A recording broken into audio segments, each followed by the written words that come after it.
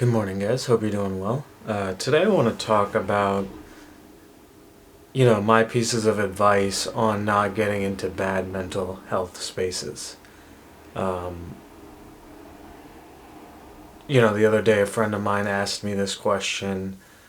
She set it up by saying, I don't often get into bad mental health spaces, but when I do, uh, it tends to be pretty bad. It can get very existential, and I can question, a lot of my life and the actions I've taken, and, will I be successful on this path? Um, so that's basically what I'm going to try to answer today from my perspective. So, first, I want to say realize you're human, right? Every human has ups and downs. Um, and while I believe in being optimistic, there are going to be daily stresses, ups, downs, disappointments, anger, insecurities. So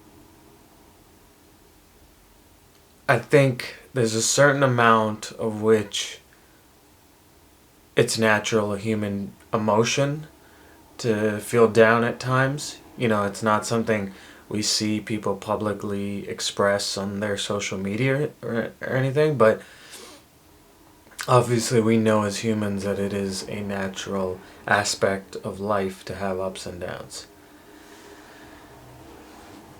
Second, I think analyze yourself on a daily and weekly basis. What did you eat? Did you exercise? Who did you hang out with? What happened that day? And just, have a mood journal of felt good at this time, um, felt, very insecure at this time, questioning things, and I think basically this analysis of figuring out when you're in your positive headspaces and when you're in your negative headspaces might give you insight, right? So after I hung out with my friends, I might journal. I was in a positive headspace when I got home. Maybe after, you know, I hung out with a relative and they asked me all these questions about the future. Um, I felt insecure about not having a plan. You know, um, and I think, uh, you know, the part B of this advice is after creating that analysis, it's really about creating a system and schedule to limit, the highs and lows, and for the ups and downs that I talked about in advice number one. That's natural. Um, for that to be the only highs and lows, for it to be natural, i.e., not existential, where you're questioning everything. And I think that's really the goal that we have to set for ourselves. And, it's very much dependent on yourself. And that's where, this stuff gets kind of tough because there are no broad underlining steps that I can give you. You'll have to tailor it to you, right? So like for some people it might be exercising in the morning right before work.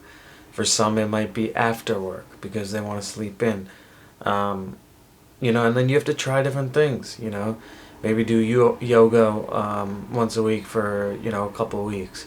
Maybe do a dance class. Maybe play in a adult sports league. Try different things um, to see, and analyze what's working and what isn't.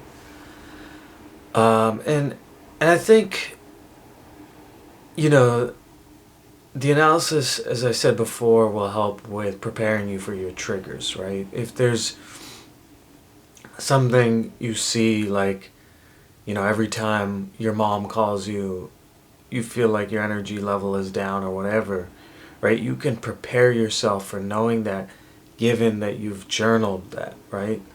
Or if there's a date on which your family member has died, like, when that anniversary date comes up, you can prepare yourself like this is a date. It's going to be a tough day. Um, a third piece of advice is, I think, live in gratitude. You know, for most of us, um, I think we don't do a good enough job of acknowledging our blessings and all the positives. You know, we continue to only compare ourselves with people that we think have it better than us, or whatever. And we never do the flip comparison of who we have it better than, or, you know, how many blessings do we have, right? Um, Simple thing like clean water, you know, having shelter, um, living in a community where violence is not prevalent. Like, you know, I've seen some stats like there's over 780 million people that don't have access to clean water. You know, I know we get adjusted to our environment and where we are, and it's hard to acknowledge those blessings. But sometimes being aware of the world and the positives that you've been given as a human being in your situation, I think that's important to acknowledge. Um, Fourth, man, I think it's about being playful. You know, you have to remind yourself to not take life too seriously.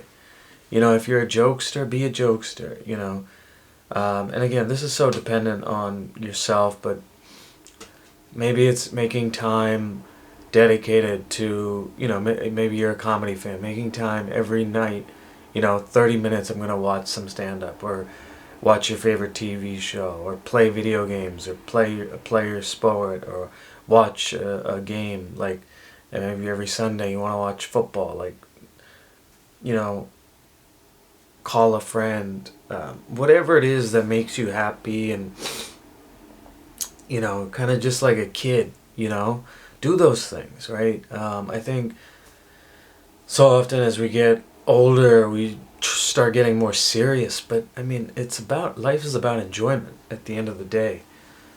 Um, and then fifth, stay in the present.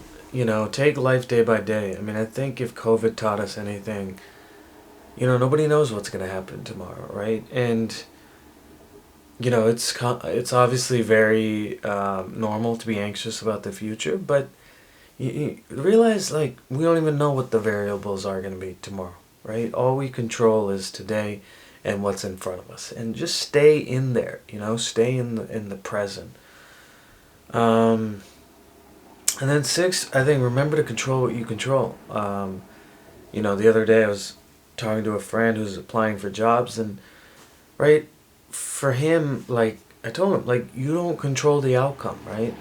You can only control your effort, you know, what you do on the applications, how, you know, how many people you're networking with, you know, all those things, right? You don't control the results, so you can't worry about that. Um, it's obviously very hard to do, much easier said than done, but, you know, at the end of the day, things that are out of your control, there's no point in worrying about them. So those are my, I think, six pieces of advice. If you have any other feedback or things that you know, help you or prevent you from getting into bad mental health spaces, please let me know. Happy to do a follow-up video. Thanks, guys.